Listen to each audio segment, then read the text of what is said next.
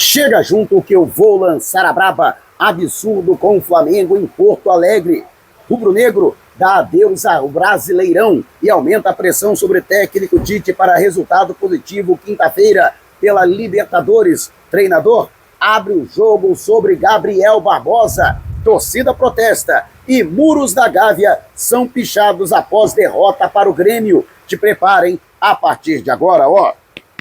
É tudo nosso. Já chega largando o like se você ainda não se inscreveu. Inscreva-se, o botãozinho está aqui abaixo e não esqueça de acionar as notificações para o YouTube no seu smartphone para não perder nenhum de nossos conteúdos. Todos os dias tem vídeos novos com as principais informações e notícias mais quentes do Mengão. Malandro, tô aqui na fronteira com o Uruguai, em Santana do Livramento, tá caindo o mundo. Um verdadeiro temporal, fortíssima tempestade, chuva, ventos fortíssimos, relâmpagos. Malandro, ainda não vi amanhecer aqui. Essa é a verdade. Já são quase 10 horas da manhã na gravação desse vídeo e eu ainda não vi o sol aqui. Inclusive, a viagem foi tortuosa pela estrada. Chegamos aqui com atraso de 1 hora, mas, graças a Deus, tá tudo bem. Pelo menos a gente já tá aqui, a meio caminho de Montevidéu. Seguindo aqui num voo rasteiro, agora vou atravessar a fronteira para a cidade de Rivera, onde eu vou tomar um outro ônibus para a capital uruguaia, onde na próxima quinta-feira o Flamengo vai decidir o seu destino na Copa Libertadores da América. O rubro-negro precisa vencer por 2 ou mais gols de diferença para ficar com a vaga. Até porque babar o Brasileirão, né? Vamos combinar. Mesmo com o Flamengo tendo ainda um jogo a menos que o primeiro colocado Botafogo, vice-líder Palmeiras e ainda o terceiro colocado Fortaleza, mas ficou muito difícil, né? 11 pontos separam agora o Flamengo, que só não saiu do G4, porque o São Paulo perdeu em casa para o Internacional por 3-1, mas a verdade é que, mesmo faltando ainda 11 rodadas e 12 jogos para o Flamengo, e ainda faltando, né? Isso que é pior, né? Para um clube que tem o volume de investimento que o Flamengo tem, que tem a receita bilionária que o Flamengo tem, faltando 12 jogos ainda para o fim do Brasileirão, o Flamengo sequer estar lutando, ganhar todo ano, óbvio que isso é uma utopia, né? Ganhar Brasileirão todo ano, né? Mas, faltando 12 jogos, o Flamengo simplesmente, né, ter mínimas chances matemáticas de conquista de título, isso é um ultraje, isso é um assinte ao torcedor. Isso é um absurdo acontecendo. Aliás, teve outro absurdo também, né? Na derrota de ontem, aliás, a gente tem que enaltecer aqui, independentemente da falta de ritmo, da falta de entrosamento e até da falta de qualidade de alguns jogadores, uma coisa a gente tem que reconhecer. Não faltou luta. Os caras se entregaram, principalmente a garotada do Flamengo, que tá de parabéns. Felipe Tereza fez gol, o Matheus Gonçalves fez um golaço, a garotada meteu a cara, né? Inclusive, jogadores que foram importantes para a conquista do Mundial Sub-20, sob o comando do técnico Felipe Luiz, né? Então tem que enaltecer aí a luta da garotada. Mas, lamentavelmente, tivemos um incidente que, infelizmente, em pleno século XXI, ainda acontece, né? Injúrias raciais ao Carlinhos, que, no meu entendimento, não foi expulso de forma justa. Para mim, a arbitragem falhou ao expulsar o jogador caindo na pilha do zagueiro Kahneman, né? Mas fazer o quê, né? Aí muita gente, mas o Carlinhos estava sendo um a menos em campo. Mesmo assim, né?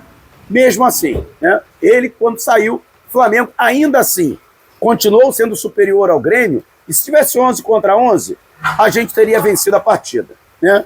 E aí o Flamengo publicou a seguinte nota após o jogo. O Clube de Regatas do Flamengo informa que o atleta Carlinhos sofreu injúrias raciais ao deixar o campo após ser expulso na partida deste domingo contra o Grêmio em Porto Alegre. O jogador diz ter escutado imitações de macaco e, em um vídeo de uma matéria do veículo Lance, ouve-se nitidamente uma voz feminina, inclusive, proferindo a palavra macaquinho.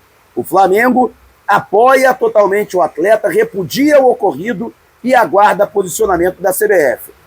Não é a primeira vez que isso acontece e, vamos combinar, não vai acontecer nada, lamentavelmente, né? A CBF não vai tomar atitude nenhuma. Eu duvido que o STJD também tome alguma atitude, né? Eu vi o vídeo, ouvi, inclusive, que realmente houve essa ofensa racial. Mas, infelizmente, vamos combinar, isso aqui não vai dar em nada e, lamentavelmente, essas situações vão continuar acontecendo. Mas é lamentável que isso aconteça, né? Chega, tá na hora de um basta. A torcida do Flamengo, qualquer coisa que a torcida do Flamengo faz, né, de gozação ao adversário, qualquer cântico de gozação ao adversário, ou vira xenofobia, ou vira homofobia, ou vira qualquer outro tipo de coisa, que o Flamengo é punido. O Flamengo é denunciado pela Procuradoria do STJD, é punido e é multado. Qualquer coisa, um espirro, um suspiro da torcida do Flamengo, o Flamengo é punido. Os outros clubes não acontece absolutamente nada, rigorosamente nada. Isso aqui é grave, é gravíssimo. Isso aqui que aconteceu. Independentemente, mas o Carlinhos não interessa. O cara não pode sofrer injúria racial. Isso é lamentável, isso aqui que aconteceu. Eu repudio veementemente qualquer tipo de preconceito. Qualquer tipo de preconceito. Eu repudio, né? Mas, infelizmente, né, em pleno 2024, a gente ainda é obrigado a se deparar com isso. Não é só no Brasil, não, né? Lamentavelmente. Na Europa, primeiro mundo, né? A gente viu também o que acontece, né? E as pessoas acham isso normal. Né? Mas, fazer o quê, né? Quero saber a sua opinião, deixa abaixo o seu comentário. E antes de partir para o próximo assunto, lembrar você o que é portabilidade de energia. Você pode escolher de onde vem a energia que você consome e quanto você quer pagar por ela. As grandes distribuidoras não querem que você saiba desse segredo, porque elas compram energia mais barata de quem produz para vender mais caro para você, mas você pode comprar direto da produtora. A Green Energy produz energia solar. Você não precisa instalar nada na sua casa e pode ter uma economia imediata na sua conta de luz de até 15%. A gente é obrigado a pagar todo mês. Imagina isso ao longo dos anos ou décadas. Então, não perca tempo e não vá dar mole. Vá ao comentário fixado ou então entre diretamente em contato com Vitor Almeida, representante autorizado da Green Energy, para saber a disponibilidade do serviço na sua região e obter um orçamento sem compromisso, através do DDD 21 972 99 6633. A Green Energy, energia solar para todos. E o Flamengo, que tem aí a situação, né, do técnico Tite, cada vez a pressão é maior, a torcida se manifestou nas redes sociais, pedindo mais uma vez, e de maneira cada vez mais intensa, a cabeça do treinador. Rapaz, maior relâmpago aqui próximo, bem perto daqui, né? Mas a situação é que, inclusive, os muros da sede da Gávea, na zona sul do Rio de Janeiro, foram pichados após esta derrota para o Grêmio, né? Flamengo, que no retorno somou apenas 8 pontos em 8 partidas disputadas. 1 ponto por jogo de média. Isso é campanha de clube que luta para não cair. O Flamengo hoje, somente no retorno, é o 15º colocado. É um absurdo, uma vergonha essa campanha do Flamengo, que chegou a brigar e até a ocupar a liderança do Campeonato Brasileiro no primeiro turno da competição. Mas é lamentável essa campanha do Flamengo. 2 vitórias, 2 empates e 4 derrotas. O Flamengo perdeu mais no retorno até agora em apenas 8 partidas do que em todo o primeiro turno, né? Isso é lamentável, a campanha do Flamengo é desastrosa no primeiro turno, do segundo turno, no retorno do Campeonato Brasileiro, né? E apareceram pichações dizendo salário em dia, porrada em falta, né? O que muitas vezes é dito por integrantes de torcidas organizadas. E uma outra frase aí, fora Tite, né? A torcida que já perdeu a paciência, né? E a pressão aumenta, e caso o Flamengo não consiga reverter o resultado negativo em casa, diante do Peñarol, ou seja, não consiga obter a classificação no campeão do siglo na próxima quinta-feira, pode ter certeza que a situação ficará insustentável para a permanência do treinador. Já existe um movimento interno pela saída do Tite. O presidente Rodolfo Landim é relutante em demitir o treinador. Inclusive, Landim é taxativo que Tite só sairia quando ele sair da presidência. Isso só vai acontecer no dia 31 de dezembro, quando também encerra o contrato do Tite. Mas existe o outro lado, do treinador. E não sei se o Tite, o próprio Tite, vai continuar nessa situação, no cargo, né, com toda essa pressão extremamente desconfortável, comandando o Flamengo, que praticamente já está fora do Brasileiro, né? Se também sai da Copa Libertadores, resta apenas a Copa do Brasil diante de um Corinthians embalado na competição. O Corinthians venceu nessa rodada do Brasileirão, meteu 3-0 no Atlético Goianiense, né? Na estreia, inclusive, do Depay. Então, a situação do Flamengo e a pressão sobre o técnico Tite é gigantesca. Aliás, o Tite, durante a coletiva de imprensa, ele falou a respeito do Gabriel Barbosa. Inclusive, a pergunta da Letícia Almeida, que é integrante da Fla-Zoeiro TV, e ela perguntou a respeito do Gabriel Barbosa, porque o Tite já recuperou alguns jogadores que vinham em baixa no Flamengo, mas não conseguiu recuperar o futebol do Gabriel Barbosa. Aliás, para muita gente, nem houve tanta vontade assim do treinador pelas poucas oportunidades que Gabigol recebeu. E o Tite foi taxativo.